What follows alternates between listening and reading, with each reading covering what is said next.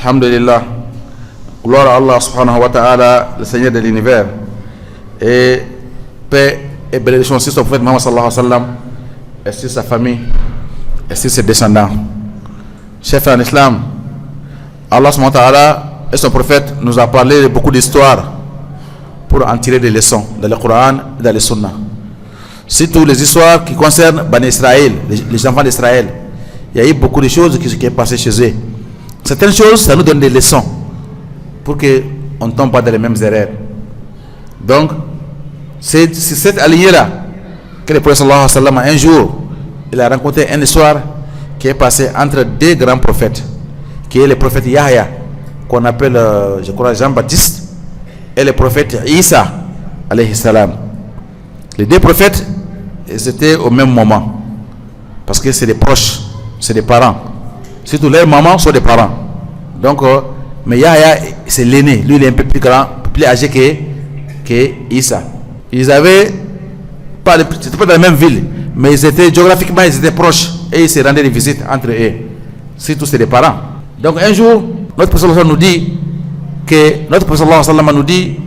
Allah avait ordonné Yahya, Allah lui a ordonné 5 choses pour qu'il les pratique et pour qu'il appelle les gens d'Israël pour pratiquer ces 5 choses-là. Mais Yahya, il a un peu négligé, il n'a pas annoncé ce qu'on lui a dit, Inch'Allah subhanahu wa ta'ala. Et Allah aussi a donné cette révélation à Isa. Et Isa est venu vers Yahya, qui est Jean-Baptiste, il a dit, Yahya, Allah t'a prescrit 5 choses pour que tu les appliques et que tu appelles les gens d'Israël pour l'appliquer. Tu ne l'as pas fait, pourquoi? Si tu ne les fais pas, moi je vais les faire.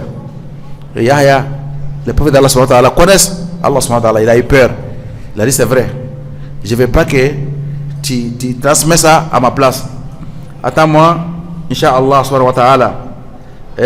Il dit, donc je crains, si tu transmets ça à ma place, que je sois châtié, ou bien que la terre m'engloutisse. Donc j'ai peur. Donc attends, moi-même, je vais dire ça.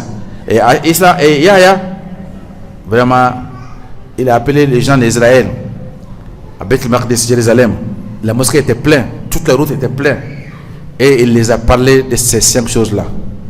Inch'Allah subhanahu wa ta'ala. Ces 5 choses-là, nous allons trouver que, paradoxalement, ces choses-là se trouvent dans l'islam. Ce sont même des piliers même de l'islam aussi.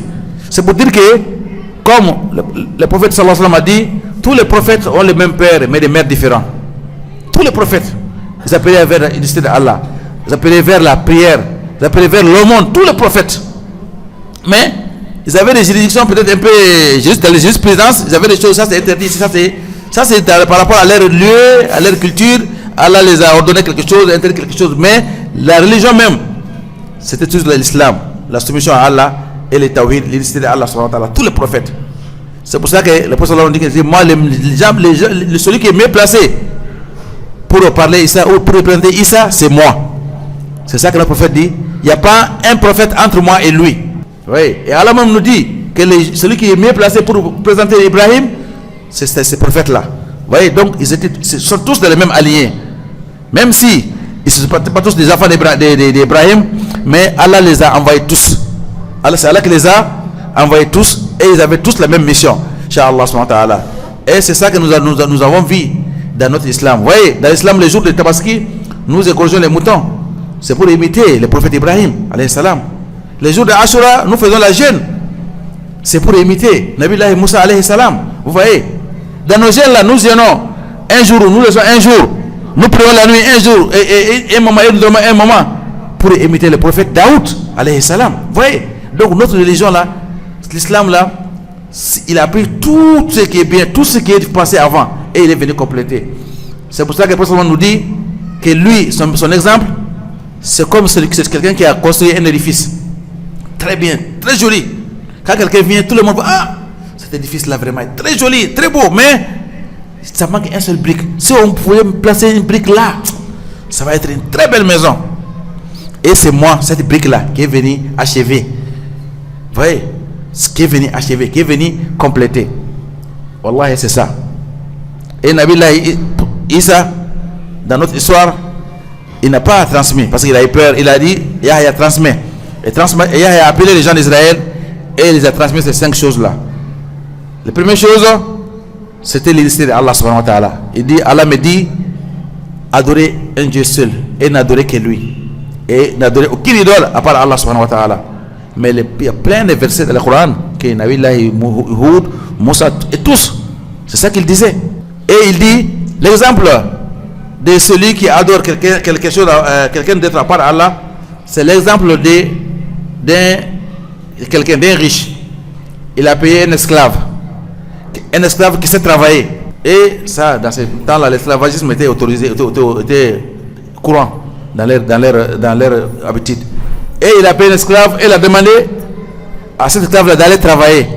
Et ce qu'il trouve comme argent et comme recette, il vient lui verser. Mais cet esclave que lui il a payé, qu'il a nourri, est parti travailler. Et tout ce qu'il trouve là, il va le donner à quelqu'un d'autre. Et il laisse son maître. Il dit, est-ce que vous allez accepter ça? Est-ce que vous allez être content de voir ça? Wallah, personne ne doit être content de voir ça.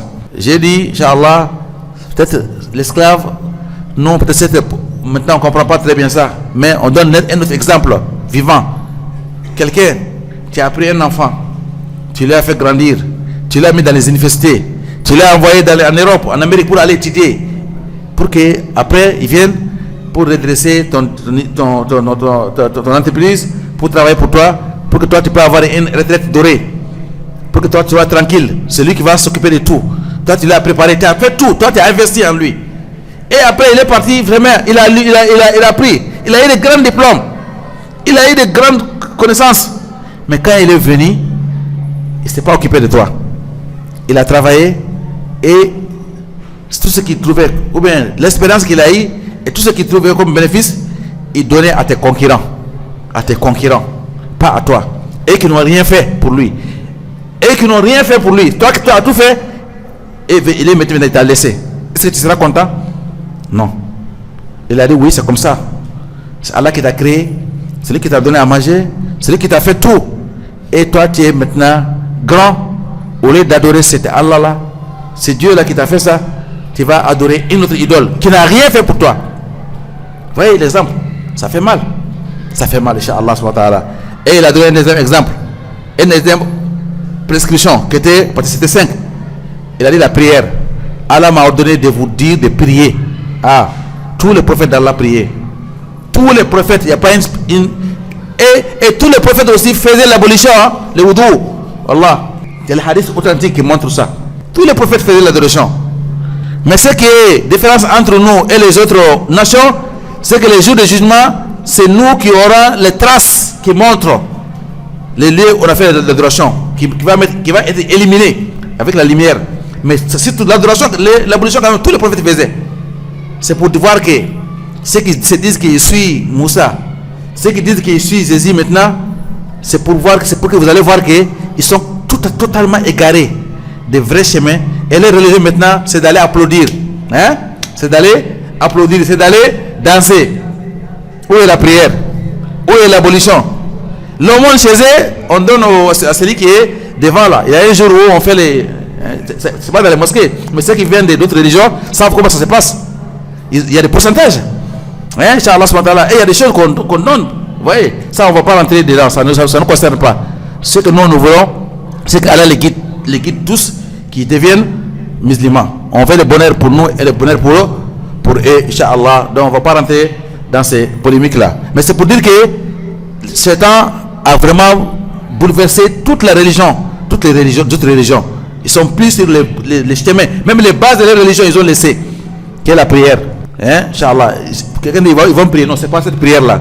Non. Je parle de la vraie prière. Concentration et prière vers Allah subhanahu wa ta'ala. Donc, Allah m'a ordonné de vous dire de prier. Et quand quelqu'un prie parmi vous, il ne faut pas que se tourne du Qibla. Quand tu te tournes du Qibla, Allah va se fâcher contre toi. Allah va se tourner contre toi. Parce que c'est un manque de respect. C'est un manque de considération. Donc ça veut dire que quand tu pries, il faut savoir que tu es en face de Allah. Il y a le dialogue entre vous. Tu dois te concentrer. Comme si tu es parti voir une grande personnalité et tu es en train de dialoguer avec lui. C'est même plus. Est-ce que quand tu vas faire ça, quand tu te distrais là, tu regardes à gauche, à droite, il sera content? Non. Donc quand tu pries aussi, tu es en face de Allah subhanahu wa ta'ala. C'est ça qu'il faut imaginer. Et c'est ça qui est la vérité aussi. Il faut te concentrer. Inch'Allah subhanahu wa ta'ala. Ça veut dire qu'il faut prier correctement. Inch'Allah, faut pas que la prière soit seulement une acrobatie, non. Faut que tu pries correctement. Inch'Allah, chef en islam, on va s'arrêter à ces deux-là. Les autres choses qu'il a prescrit à Nabiullah Yahya, Inch'Allah, nous allons nous parler dans nos, Inch'Allah, sermons qui vont venir. Qu'Allah nous garde jusqu'à là, Inch'Allah. ربنا آتنا في الدنيا حسنة وفي الآخرة قنا عذاب النار ربنا لا تزغ قلوبنا بعد إذ هديتنا وهب لنا من لدنك رحمة إنك أنت الوهاب اللهم آت نفوسنا تقواها وزكها أنت خير من زكاها أنت وليها مولاها اللهم إنا نسألك الهدى والتقى والعفاف والغنى اللهم إنا نسألك فعل الخيرات وترك المنكرات حب المساكين على دي سبحانه وتعالى على كهيرك أني إسلام بلجلني على بكام بلجلمه على بكما كام بلجلين فامو على بدو بجابي إن شاء الله bana wata minu mancana alaka kenya duma hame gidan tibunu mancana ko hamu kenya inshallah den ko minu alaka de barka bande anuma inshallah minu ni don fara bulo numa cewa alaka ce man duma alaka hamina ko brejere no ya inshallah subhanahu wa ta'ala anga jamana ananga jamana on islam jamana brejere ganta minu sirlembu kama jafa minu sirlembu kama alaka kishi ko bo jafana inshallah subhanahu wa ta'ala alaka kushi ko bo jafana alaka nyamo ko nyamo ye nyamo minu islam dina de islam ya deme inshallah subhanahu wa ta'ala faso no wala alaka so nyamo la minu ngani yawo ye alaka de mo barola minu ngani ya to inshallah subhanahu wa ta'ala alaka hukmana ngani nyamo nglawu nona inshallah subhanahu wa ta'ala hukmana ambafo wa akhdawa alhamdulillahi rabbil alamin wa sallallahu wa sallim wa barik ala nabiyina muhammad wa ala alihi wa sallam tasliman kaseera qumu ila salatikum yarhamni wa yarhamkumullah.